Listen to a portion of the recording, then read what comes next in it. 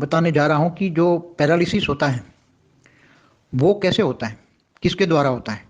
क्या सूक्ष्म शरीर में या कारण शरीर में रिकॉर्ड पड़ा है उसके द्वारा होता है, या उसका कारण कहीं और है।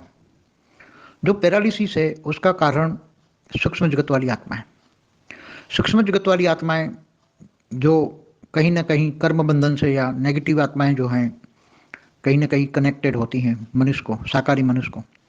तो वो जो बहुत ही बदला लेना चाहती हैं, साकारी मनुष्य को दुख दंड देना चाहती हैं, तो सूक्ष्म जगत की आत्माएं वो 1 2 3 4 इकट्ठी होकर बहुत पावरफुल रेत डाल के, वो जहाँ रेत डाल के नेगेटिव संकल्प डालती हैं और उसके वहाँ का जो सूक्ष्म शरीर को डिस्चार्ज करके, वहाँ एक सूक्ष्म शरीर एक्टिव नहीं रहता, उसका सूक्ष्म शरीर में बहुत डेफिसिट आ जाती है, मतलब सूक्ष्म शरीर कार्यरत नहीं होता, सूक्ष्म शरीर का पावर खत्म हो जाता है, तब वहाँ पैरालिसिस हो जाती है। इसलिए पैरालिसिस कोई साधारण बात नहीं है। अचानक जो होती हैं वो केवल इतनी स्पीड में हो जाती हैं क्योंकि वो सूक्ष्म जगत की नेगेटिव आत्माओं के कारण, उनकी रेज मारने के कारण सूक्ष्म जगत में ऐसी आत्माएं बहुत बैठी हैं, मगर कर्म बंधन से ही होता है। ऐसे कोई आत्मा किसी को कुछ रेज नहीं मार सकती।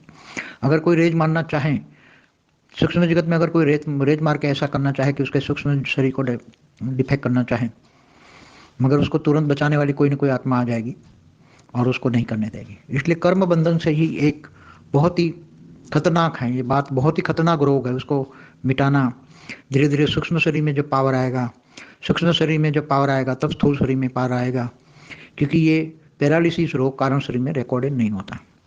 जैसे कई बच्चे हैंडीकैप्ड पैदा होते थे, क्यों होते हैं? क्योंकि इसके आसपास जब माँ गर्भवती बनती है, आत्मा कोई प्रवेश कर जाती हैं, तो उसके आसपास जो जन्म लेने के लिए बहुत उत्सुक आत्माएं होती हैं और वो जो उसमें प्रवेश नहीं कर पाती है, कंपटीशन होता है।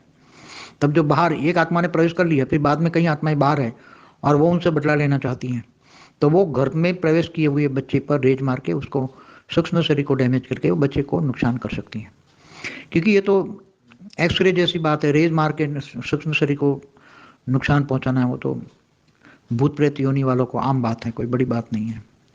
मगर अगर माँ का पावरफुल सक्षम, माँ योगी है और बहुत योगी है, वो कोई बहुत बड़ी किसी भी की भक्त है और बहुत निरंतर ज्ञान योग में रहती हैं या योग स्वरूप में रहती हैं, या परम लाइट का अगर ओरा बना देती हैं, तो परम लाइट के ओरे में या परम तत्वों के ओरे में इनके रेज काम नहीं करेंगे।